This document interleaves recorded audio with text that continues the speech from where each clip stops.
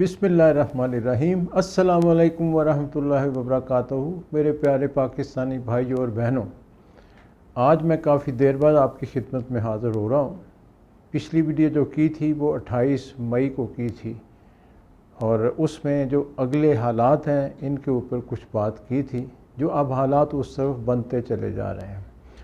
आज बात ये अहम इसलिए है कि आज से जो वीडियो होगी वो पब्लिक कर दी गई है। पहले तो चंद दोस्तों के लिए मैं करता था, लेकिन अब देखा कि हालात इस तरफ जा रहे हैं कि जो आम पब्लिक है उन तक भी बात पहुंचनी चाहिए। इसलिए थोड़ी बैकग्राउंड अब जो नए सुनने वाले हैं उनके लिए कि वीडियो हमने शुरू की थी 20 फरवरी को, और उसकी वजह ये थी कि मेरा जो अपना फील्ड है वो हिस्ट्री और इंटरनेशनल रिलेशंस है और इसमें काफ़ी तजर्बा है।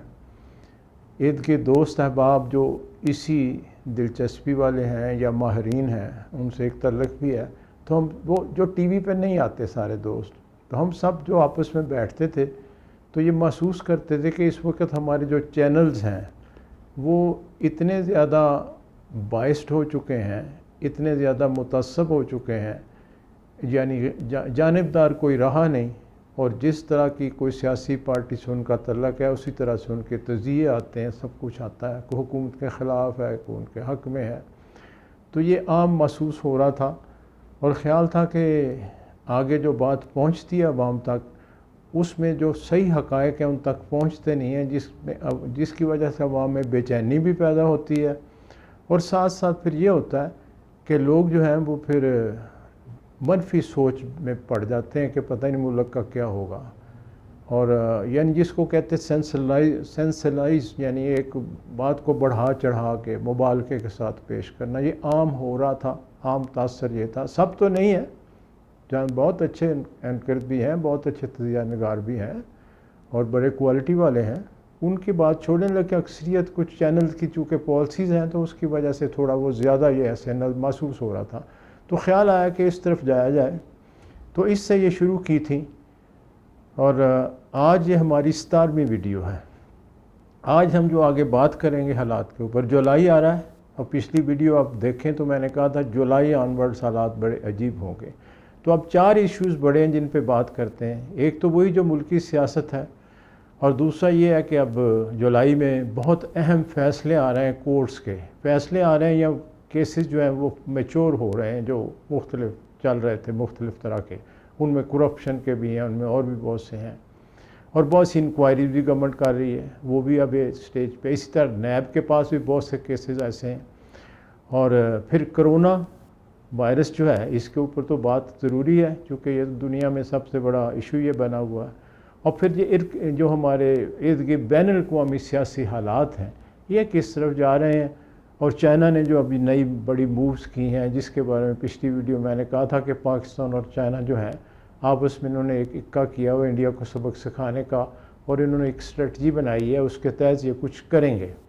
तो चाइना ने बिस्मिल्लाह की और आप रोज़ देख रहे हैं, सब कुछ आपके सामने है, रोज़ के रोज़ इंडिया की हालत बुरी हो रही है।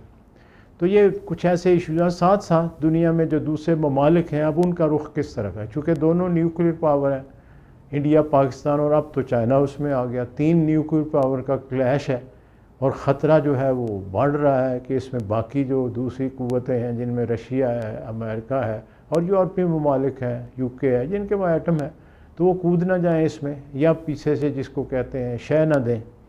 जैसे इंडिया के पीछे वेस्टर्न पावर्स हैं, यूएसए है, उनके जो सरमायादाराना इंटरेस्ट हैं, जो पहले भी बात की, वो सब आपके मिलते हैं उनसे। दूसरी तरफ चाइना है, और चाइना कम्युनिस्ट कंट्री है, लेकिन उसने जो उस कैपिटलिज्म से फ़ायदा उठाया ज़बरदस्त और दुनिया में अपना एक इन्फ्लुएंस कायम किया, ख़ास तौर पे अफ्रीका में, यूरोप में भी बहुत ज़्यादा, और यहाँ भी पाकिस्तान के तमाम जो इंडिया के गिर्द मुल्क हैं उनके ऊपर उसकी पूरी अब ग्रिप आ गई है, क्योंकि वो मुआशी तौर पे हेल्प करता है और गरीब ममालिक फिर उसकी तरफ देखते हैं। और उसकी पॉलिसी में जो प्लस पॉइंट है वो ये है, आगे उनकी सियासत में उसका क्या मकसद है, कोई मुल्क किसी को ऐसे इमदाद नहीं देता, वो खैर बाद में बात करेंगे, आगे वीडियोज़ में इंशाल्लाह बात होती रहेगी। तो अब और पाकिस्तान के गिर्द ये सारा कुछ हो रहा है और हमारे दुश्मन मौजूद हैं, मुल्क के अंदर भी पहले भी बात हुई, बाहर भी, और वो इसको ख़त्म करना चाहते हैं, और न्यूक्लियर पावर हमें और पाकिस्तान ने इंशाल्लाह आगे जाना है, और आगे जाता नज़र भी आ रहा, महसूस भी हो रहा है। तो अब बात करते हैं पहले अंदरूनी सियासत की। हमारे जो वज़ीर आज़म इमरान ख़ान, उन्होंने पिछले दिनों एक तकरीर की जिसमें उन्होंने असम्बली के अंदर और बड़े एतमाद के साथ बहुत से पॉइंट्स रेज़ किए, और एक बात कह दी कि जो एहतसाब वो करना चाहते हैं वो उसी तरह जारी रखेंगे। कुछ पार्टीज़ NRO मांगती हैं, 5 या 6 नाम तो नहीं लिया उन्होंने, लेकिन मैं NRO नहीं दूंगा। पहले मुशर्रफ ने NRO किया तो मुल्क का भट्ठा बैठ गया, और फिर ये है कि हम तो उसी तरह आगे बढ़ेंगे। ये एक चैलेंज था अपोजिशन के लिए। और साथ साथ बजट आराम से पास करवा लिया। मैंने पहले भी आपको कहा था कि हमारे जो सियासतदान हैं ये किसी पार्टी के नहीं हैं। एक हमारे अजीज़ थे, उन्होंने एक कुछ फ्रेज़ कॉइन की हुई थी, ज़रा मज़ाहिया है, वो भी सुन लें। वो कहते थे JJUN पार्टी। हमारे जो सियासतदान ये सब JJUN पार्टी में। हमसे पूछते ये JJUN क्या है, तो वो कहते जेड़ा जिते उहदे नाल। तो ये हमारे सियासतदानों का अक्सर ये है। तो बाकी पार्टियों के जो हेड्स हैं या उनकी पार्टियाँ हैं वो तो अपने में रहते हैं, लेकिन अंदर खाते सब तल्लुकात भी बनाते हैं, अपने अपने इंटरेस्ट भी देखते हैं। अफसोस की बात ये है कि हमारे मुल्क की सियासत में ज़ातियात है, वो जो हमारे यानी हमारे जो कौमी फरीज़ा वो सही तरह से अदा नहीं करते। यानी जो हमारी स्पिरिट है वो इतनी ज़्यादा खुद गर्दाना हुई है। ये इब्तदा से ही ऐसे है, मुल्क अभी मैच्योर है, सियासत भी मैच्योर है। बाहर क्या, तो इमरान ख़ान ने जब ये सारी बातें की तो अब उसके ऊपर भी थोड़ी बात कर लेते हैं। 2 साल उसे आए हो गए हैं और उसमें बहुत सी कोशिशें की हैं उसकी। जहाँ पहले भी मैंने बात की, अपनी पर्सनैलिटी की बात हो, उसके इरादे की बात हो, उसकी ऑनेस्टी की बात हो, और उसका जो बात करने का अंदाज़ है इंटरनेशनली, जैसे पाकिस्तान को उसने जाके आगे बढ़ाया है, ख़ास तौर पर UN में स्पीच, अमेरिका में जब गया, जहाँ भी गया अपना इम्पैक्ट छोड़ा मिडल ईस्ट में, वो अपनी जगह सब ठीक है। लेकिन एक कमज़ोरी जो महसूस हो रही है, जहाँ मैं पहले भी कहता रहा हूँ कि उसके साथी जो हैं वो अपनी जगह तो काम करने की कोशिश कर रहे हैं, उनमें कुछ को तो तजर्बा ही नहीं है, कुछ बाहर की पार्टियों से आए उनकी वो नीयत नहीं है, कुछ जो है वो ये समझ ही नहीं रखते कि करना क्या है। उसके पास जो थिंक टैंक है, जो उसके साथ सोच रखने वाले हैं, वो तो उसको बड़ी आइडियलिस्टिक किस्म की बातें बताते हैं कि ये होना चाहिए, वो कर भी रहा है। बस एहसास प्रोग्राम को देखें, अब ये कोरोना आया तो उसने गरीबों में पैसे बांटे, और बहुत से ऐसी चीज़ें, एक नहीं बहुत से काम वो कर रहा है, और कोरोना वायरस को कंट्रोल करने के जो स्ट्रेटजीज़ बनाई हैं। लेकिन जब अब इम्प्लीमेंटेशन की यानी उनको लागू करने की बारी आती है तो गवर्नमेंट मशीनरी तो पहले ही हमारे हर इदारा जो है इतना वो मुतासर हो चुका है करप्शन से, और दूसरा ये है कि लापरवाही से अकाउंटेबिलिटी हुई नहीं। ये ज़िया-उल हक के दौर से इस तरह हुआ था कि किसी को पूछो ही ना। तो उस वक्त से लेके सन देखें मतलब 88 में ये जमहूरियत आई थी, जब उसने पहला नॉन पार्टी इलेक्शन कराया था। पहले तो मार्शल लॉ था, वो खुद बैठा था भुट्टो को उतारने के बाद से। तो वो ये इशू बड़ा अजीब सा हो गया। तो उसमें यह है कि वो नफ्सा नफसी का आलम है। नए सियासतदान आए थे, अब तो उनकी उम्रें भी काफ़ी हो गई इतना, और उनमें जो स्पिरिट वो रही नहीं, ना पैदा की गई ना पैदा हुई। तो इस वजह से अब उसके बाद टीम तो वही है, वही लोग हैं, वही साथ काम करते हैं। यहाँ जो अब जो बड़ा इशू है, जो उसके यानी चाहने वाले हैं, इसको बुरा नहीं मनाएं, वो ये है कि खान साहब, ये सारी चीज़ें उसकी प्लस जो मैंने गिना दी हैं, लेकिन महसूस होता है कि वो खिलाड़ी है, सियासत का भी अनाड़ी है, और उसमें बहुत एग्रेशन कर जाता है और वो एक्सट्रीम पे भी चला जाता है। तो फिर अपोजिशन भी वही करती है, उनको खौफ तो है अपना सारा। तो खैर बहरहाल अब ये इशू ऐसा है कि हमारे पास लीडरशिप कहीं भी वो उस तरह की सॉलिड, यानी जिसको स्टेट्समैनशिप कहते हैं, मुदब्बराना नहीं है, बचगाना बहुत से हरकतें हम चारों तरफ ही हो रही हैं। तो ये इशू दरअसल ये बड़ा है, जिसकी वजह से हम सब अवाम जो हैं वो परेशान भी होते हैं, देखते भी हैं सब। अब तो ये एक बड़ा इशू है। बहरहाल जहाँ का हकीकी जो हकायक हैं, बुनियादी हकायक, उस पर अगर देखा जाए तो मुल्क आगे बढ़ रहा है, और पॉलिसीज़ में कोशिश तो वो कर रहे हैं। हाँ, अगर कोई और मुल्क होता अच्छी, जिसकी गवर्नमेंट मशीनरी काम करने वाली होती, तो अब तक बहुत अच्छे रिज़ल्ट्स आ चुके होते। वो इसलिए भी नहीं आ रहे कि अपोजिशन की बेईमानी अपनी जगह, अपना खौफ, प्लस ये है कि हमारी लीडरशिप की मैच्योरिटी अपनी जगह। तो ये इश्यूज़ थोड़े से हैं। अब आ जाते हैं आगे, जो महीना आ रहा है इसमें कोर्ट केसेस बहुत आ रहे हैं। एक तो बहुत अहम केस है ये जो मॉडल टाउन में जो कत्ल व गारत हुई थी, जिसके ऊपर हुकूमत ने फिर दोबारा एक JIT बनाने की कोशिश की, हाई कोर्ट ने रोक दिया। अब वो केस दरअसल आ रहा है, उसका फ़ैसला आना है, यानी फुल बेंच जो है हाई कोर्ट का फ़ैसला करेगा कि ये JIT बना सकते हैं या नहीं, आगे चलना है या नहीं। ये बहुत बड़ा इशू है, चूँकि इसमें वो जो ताने बाने हैं वो शरीफ फैमिली की तरफ जा रहे थे, तो लोगों का तासर ये है कि शायद उसकी वजह से किया, कुछ क्या कहता है, लेकिन कोर्ट्स इस तरह फैसले नहीं करते, वो हालात को देख के करते हैं। दूसरा ये है कि जो पार्टी इन पावर है उन्होंने महसूस किया कि हम बहुत से फ्रंट ना खोल लें, इसलिए उन्होंने इसको पुश नहीं किया पहले। अब 2 साल हो गए, लगता है कि अब ये PTI, जैसे उसने कहा भी था कि अब मैं हर बड़े चैलेंज जो है वो करूँगा और मैं बड़ी बड़ी चेंजेस करूँगा, जो होता है होने दो। तो नज़र आ रहा है कि अब ये केस आएगा और ये फिर किसी सिमत जाएगा। इसी तरह नैब बहुत एक्टिव है, क्योंकि बहुत से केसेस स्लो हो गए थे। जितने आपके सियासतदान अपोजिशन के हैं, गवर्नमेंट के हैं, बहुत से केसेस उनके खुले हुए थे, कोरोना वायरस की वजह से स्लो हो गए थे। अब वो क्योंकि ये नया साल शुरू हो गया है और गवर्नमेंट को एक रिलीफ मिल गया है, जो मैंने बजट पे बात करनी थी, हाँ, तो बजट पास हो गया बड़े आराम से। और मैंने पहले भी कहा था कि 30, 40, 50 मेंबर ऐसे होते हैं जो हर पार्टी में तैयार रहते हैं। इमरान खान को वो मिले भी थे अपोजिशन वाले, उन्होंने जाके कहा पार्टी में ले लें, तो यानी सब तो नहीं गए, जो उनके यानी थोड़े मिनी लीडर्स थे वो गए, बाकी यानी एक गया तो समझो 3 उनके पीछे हैं। तो उसने बड़ा अच्छा जवाब दिया, एक बासूल बात की। उसने कहा देखें, पार्टियां बदलना या फॉरवर्ड ब्लॉक बनाना हल नहीं है। हल ये है कि अगर आप मेरी पॉलिसी के साथ चलना चाहते हैं तो आपको चाहिए कि अपनी पार्टी में रहते हुए मुझे सपोर्ट करें। उसका तरीका ये है कि हम जब अपनी कोई पॉलिसी लाएं, बजट लाएं या कोई बिल लाएं, तो आप उसके ख़िलाफ़ वोट ना दें। ये उनके पास अख्तियार होता है, वो एब्सटेन कर सकते हैं। इस पे उनके ख़िलाफ़ पार्टी एक्शन भी नहीं हो सकता, वोट वो दे नहीं सकते। ख़िलाफ़ वोट दें तो पार्टी से भी निकल जाते हैं और वो मेंबरशिप भी ख़त्म हो जाती है। तो ये उन्होंने किया, पहले भी करते थे, अब भी किया। तो ये साबित हो गया कि PTI की गवर्नमेंट नो कॉन्फिडेंस या ऐसी मूव से जाने वाली नहीं है, इसलिए उसको कॉन्फिडेंस हो गया।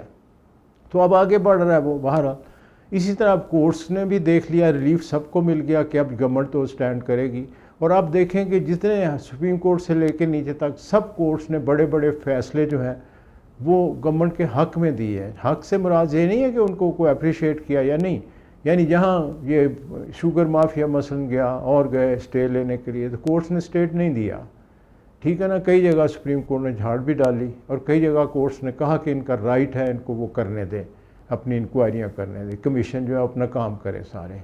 सिर्फ एक छोटा सा केस हुआ वहाँ, जो कुछ इंक्वायरियाँ हो रही थी सिंध में, उसके अंदर उन्होंने कोर्ट ने एक शॉर्ट ऑर्डर किया था, उसके अगेंस्ट अब सुप्रीम कोर्ट में जा रही है गवर्नमेंट, फेडरल गवर्नमेंट, तो वो जाएगी वहाँ, तो ये उड़ जाएगा वहाँ, ये हो नहीं सकता। अब ये बात यानी आगे बढ़ेगी, जब ये बढ़ेगी तो इसका प्रेशर अपोजिशन पे आएगा। और अपोजिशन के बारे में पहले भी आपको बताया कि ये बाहर से इंडिया के या इंडियन लाइक माइंडेड जो हैं, उनकी इतनी इनरोड्स हैं, इतनी दखलंदाजी हो चुकी है इतने अरसे से, कि वो पॉलिसीज़ ऐसी बनाते हैं कि जब इंडिया हम और प्रेशर बिल्टअप करता है तो मुल्क के अंदर वो सब करते हैं। मौलाना फजल रहमान की मिसाल आपके सामने है। आज ही उन्होंने एक प्रेस कॉन्फ्रेंस की है, जो नज़र आता था कि जब इंडिया के ऊपर प्रेशर आएगा वो करेंगे या इंडिया उनको देगा इशारा, तो उन्होंने कहना शुरू कर दिया, फाटा में ये कर दिया, ये सूबों को कहते हैं अपने इख्तियारात छोड़ें और ये चीज़ें छेड़ दी, 8th अमेंडमेंट छेड़ दी, फ़लाँ छेड़ दी, ये बड़ा बुरा होगा, ऐसे होगा। लेकिन नज़र आ रहा था, जो मैंने देखा, कि अब दमखम नहीं है। अब उनको नज़र आ रहा है कि हम यानी we are losing the game. वो खेलते हैं ना मैच, तो नज़र आ रहा है कि भाई अब अगले के पास तो विकटें भी बहुत ज़्यादा हैं, यानी बैट्समैन पड़े हैं और स्कोर थोड़ा सा रह गया। तो टीम की जो बॉडी लैंग्वेज है वहाँ से नज़र आने लगता है कि वो थोड़ी शिकस्त खुर्दा होती जा रही है। तो ये महसूस हो रहा है। इसी तरह अपोजिशन जो एक्सट्रीम पे जाती है, असम्बली में देखें उन्होंने बहुत ज़्यादा कोशिश की, बदतमीज़ियाँ इतनी करते हैं वो आपस में, उसमें माशाल्लाह PTI भी किसी से कम नहीं, क्योंकि अपोजिशन में रही है। और उनके जो अपने लीडर्स हैं, वो एक किसी अच्छे एंकर ने ये बात बड़ी अच्छी की थी TV पे पुराने, उन्होंने कहा कि जी होता ही है नॉर्मली कि जो अपोजिशन है वो लड़ाई लेती है गवर्नमेंट के साथ। यहाँ ये है कि ये गवर्नमेंट वाले खुद लड़ाई लेते हैं अपोजिशन के साथ। तो ये हमारे इश्यूज़ हैं सारे। तो बाहर क्या है, ये अब कोर्ट्स केस आ रहे हैं और ये जुलाई बहुत अहम है उससे लिहाज से। अब आते हैं इंटरनेशनली। अब देखें चाइना ने जो मूव्स किए हैं, पहले भी हमने इससे बात की थी, वो एक स्ट्रेटजिक पोजीशन पे बैठ जाएंगे और इंतज़ार करेंगे आगे ये जो बारिशें आ रही हैं और सारी चीज़ें इनको, और वेट करेंगे जो पाकिस्तान से उनकी स्ट्रेटजी है कि पाकिस्तान ऑफेंसिव ले या इंडिया ऑफेंसिव ले पाकिस्तान के ऊपर, क्योंकि इंडिया की ये जरूरत नहीं है कि वो चाइना के ख़िलाफ़ कोई एक्शन करेगा। सिवाय ज़ुबानी कलामी आप देख लें, मोदी ने जितनी तकरीरें की हैं ना चाइना का नाम लेता है, ना वो जो एरिया है वहाँ जहाँ उन्होंने ऑक्यूपाई किया वो कहता हमारा एरिया ही नहीं है। वो फिर दिखाते हैं नक्शे में तो बेइज्जती भी होती है उसकी। वहाँ अपोजिशन भी तकड़ी हो गई है, लोगों के व्यूज़ भी बदलने लग गए हैं। यानी इंडिया में अब ये सोच पैदा हो गई है कि मोदी ने तो इंडिया को भी ख़त्म कर दिया। यानी उनकी फ़ौज जब लड़ रही थी ये उसको चाइना के ख़िलाफ़, तो वहाँ जो गोरखा रेजिमेंट्स हैं जो नेपाली हैं गोरखे, तो इनको कोई भी मुल्क भर्ती करता है, पहले तो ब्रिटिश अपने पास करते, अब भी ब्रिटिश के पास ये जो है इनकी बहुत बड़ी उनकी वहाँ एक डिवीज़न है शायद इसकी गोरखा डिवीज़न, वो ये वहाँ जाके भर्ती होते हैं, उनको नेशनलिटी भी देते हैं, उनकी इज़्ज़त करते हैं, नेपाली हैं सारे।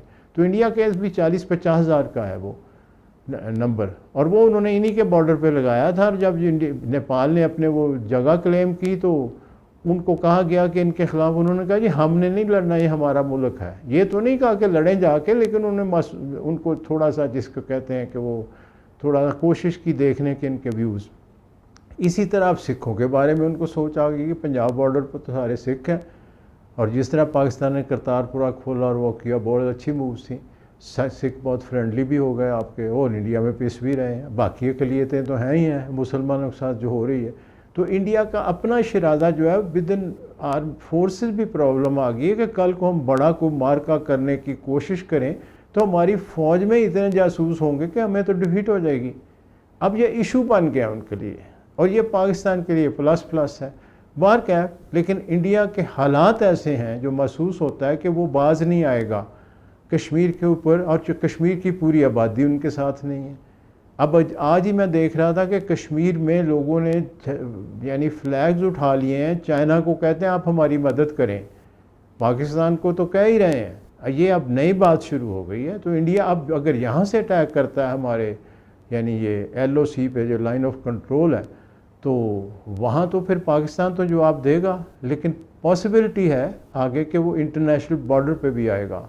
ये फिर जंग बड़ी हो जाएगी। अगर इंटरनेशनल बॉर्डर पे आया तो ये ओपन वार है, फिर तो ये जंग हो गई ना। उसमें तो फिर ये है कि पाकिस्तान के पास, मैंने पहले भी कहा था कि हमारे पास कोई इस तरह की डिफेंस नहीं है कि हम सिर्फ उनको बॉर्डर पे रोकें वो करें, क्योंकि हमारी नफरी कम है, बॉर्डर बहुत बड़े हैं। ख़ास तौर पे सिंध में देखें, आगे ऊपर जो है ये अपना राजस्थान के साथ ये बहावलपुर का सारा इलाका जो हमारी तरफ है, सारा डेजर्ट, तो ये ओपन बॉर्डर्स हैं। वहाँ आप कोई भी फ़ौज ज़्यादा नफरी ले आए वो आगे तक जा सकती है, कोई रोकने वाला नहीं होगा उसको। तो ये बड़े इश्यूज़ हैं। इसलिए पाकिस्तान तो जब भी करेगा वो तो न्यूक्लियर से स्टार्ट लेगा, और ये बहुत ख़तरनाक पॉइंट है, और यही बड़ा इशू है, यही बड़ा दर्दसरी है। इसी पे ही अमेरिकन भी कंसर्न है, रशिया भी कंसर्न है, UK, बाकी भी सारे यूरोपियन कंसर्न है। लेकिन अंदर खाते ये जितने सरमायादाराना मुल्क हैं वो इंडिया के साथ हैं। अब वो सपोर्ट इंडिया को उस तरह नहीं कर रहे, लेकिन रशिया जो है उसका एक एटीट्यूड समझ आ गया। अभी उन्होंने ये जो उनसे मांगे थे अपने बहुत सी चीज़ें उन्होंने डिले की हैं, यानी जो लेटेस्ट उनके पास जो वेपन्स मांगे उन्होंने, उस पर उन्होंने जान के डिले किया है, जहाँ से इशारा ये दे दिया कि वो सपोर्ट चाइना, और पाकिस्तान को सपोर्ट कर रहे हैं चूँकि हम सूट करते हैं, इस वक्त सिचुएशन उनको सूट करती है। प्लस ये है कि रशिया जो है उसको हमेशा यूरोप ने बहुत बेइज्जत किया है, हमेशा से उनको अपने से बाहर रखा है, और बहुत अरसे से सोच रहा है वो यूरोप को सबक सिखाने के लिए। तो अब ये मौका है, अगर ये हम सब इधर इंगेज होते हैं, माशाल्लाह अमेरिका का हाल आप देख लें क्या हो रहा है वहाँ। जो काले हैं उन्होंने किस तरह से खप मचाना शुरू की, ये सोच भी नहीं सकते थे। तो ये सारे इश्यूज़ अब आगे बढ़ रहे हैं, और ये बढ़ने हैं हर जगह। और इन सब में बैकग्राउंड में फिर आ जाते हैं हम, कोरोना का असर आपको नज़र आएगा। जो मैं शुरू में भी कहा था कि कोरोना वायरस जो है उसके नफसियाती असरात बहुत ज़्यादा होंगे, और हमारी सोच मुतासर होगी, आम आदमी की भी, सियासी लीडरों की, वो तो अब उनकी पॉलिसियों से भी नज़र आता है, शक्लों से भी नज़र आता है, क्योंकि ये अल्लाह की तरफ से आई हुई एक आफत है। हम आफत तो नहीं कहते मुसलमान, क्योंकि अल्लाह ने कहा कि जो भी मैं चीज़ भेजता हूँ उसमें आपकी बेहतरी है। तो मुसलमान तो हमेशा पॉजिटिव सोचता है कि इसमें कोई आगे रहमत है हमारे लिए, और ये उनके लिए, वो उनको ये इस तरह समझे अब उनके कंट्रोल में नहीं है, किसी के भी नहीं। वो एक पॉलिसी बनाते हैं तो किसी और तरफ से कोई इशू खड़ा हो जाता है। अमेरिका में अभी देखा, एक जगह उन्होंने कहा जी ठीक हो गया सारा, खोल दो, चाइना में भी ये हुआ, बाद में पता चला फिर वहाँ शुरू हो गया। तो ये अब बेकाबू है और ये वायरल है, और ये जब अल्लाह इसको ले जाएगा जाएगी ये। तो लेकिन मैंने पहले भी कहा था कि ये 1-2 साल का चक्कर है, तो ये 1-2 साल तो ये सारा कुछ चलेगा, और इसी के अंदर ही आप देखेंगे कि ये जो टेम्पर्स फ्लेयर अप होंगे, गुस्से चढ़ेंगे, ये होगा वो होगा, उसमें कोई बड़ी गलती भी हो सकती है। और इंडिया तो आग से खेल रहा अगर वो पाकिस्तान से करेगा तो चाइना ने जो स्ट्रेटजी बनाई है बड़ी खूबसूरती से, उन्होंने एक्चुअली एक इनडायरेक्टली दुनिया को हेल्प की है। इंडिया के जो कश्मीर में एग्रेशन है दूसरा है, या पाकिस्तान पे जो वो करना चाहता था, एक बैड पॉलिटिक्स जिसको कहें, मोदी अपनी यानी कुर्सी बचाने के लिए या अपने वो मुसलमानों को दबाने के लिए, तो उन्होंने बड़ी खूबसूरती से ऊपर पूरे मेन जो स्ट्रेटजिक पॉइंट से आके उन पर बैठ गए और आगे बढ़ते जा रहे हैं। वो प्रेशर बिल्टअप कर रहे हैं। उसका ये होगा कि इंडिया को अब रुकना पड़ रहा है उस पर, वरना शायद ये वो पहले हमारे ऊपर स्टार्ट लेता। अब उनको एक नहीं 100 दफ़ा सोचना पड़ेगा।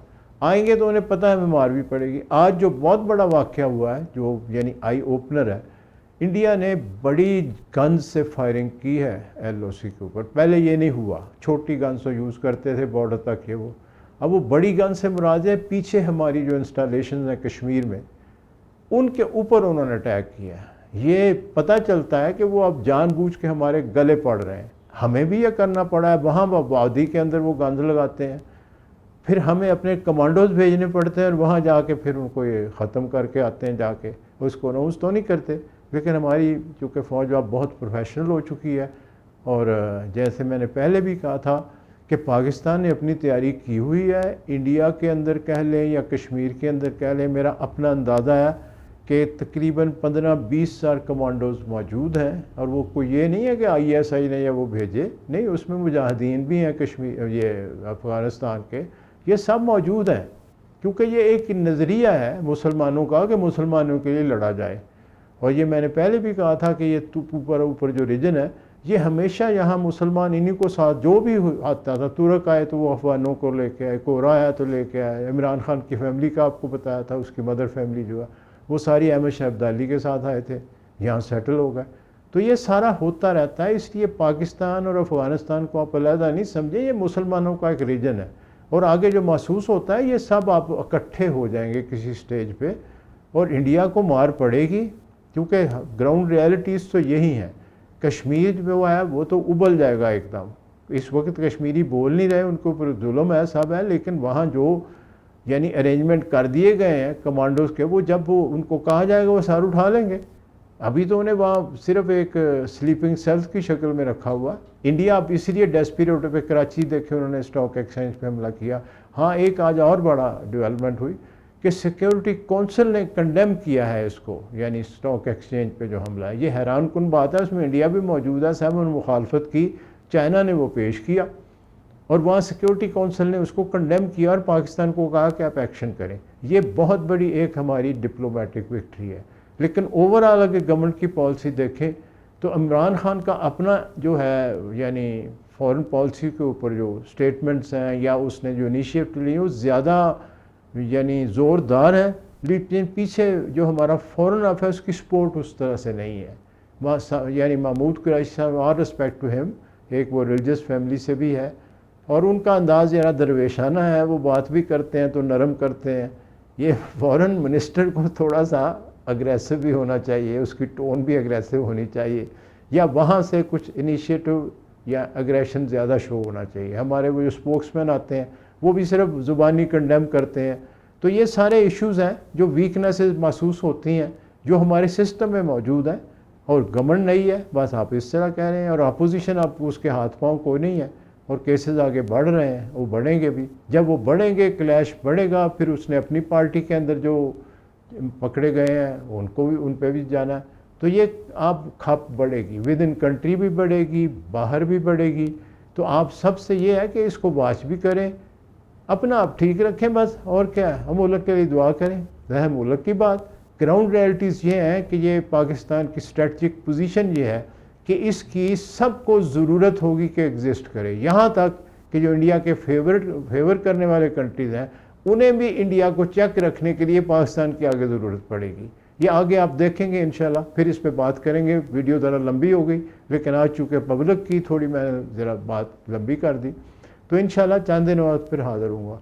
आप इजाज़त, अस्सलामु अलैकुम वरहमतुल्लाहि वबरकातुहू। और आखिर पे मैं वही बात दोहरा देता हूँ कि पहले तो मैं नहीं कह सका कि ये आप वीडियो को सब्सक्राइब भी करें, इसको लाइक भी कर लें और बेल का बटन दबाएं ताकि ये आपको मिलती रहे। नए दोस्त जो इस पे आए हैं उनसे भी गुजारिश है और आगे भी दोस्तों को इतला दें इसकी। अल्लाह हाफ़िज़।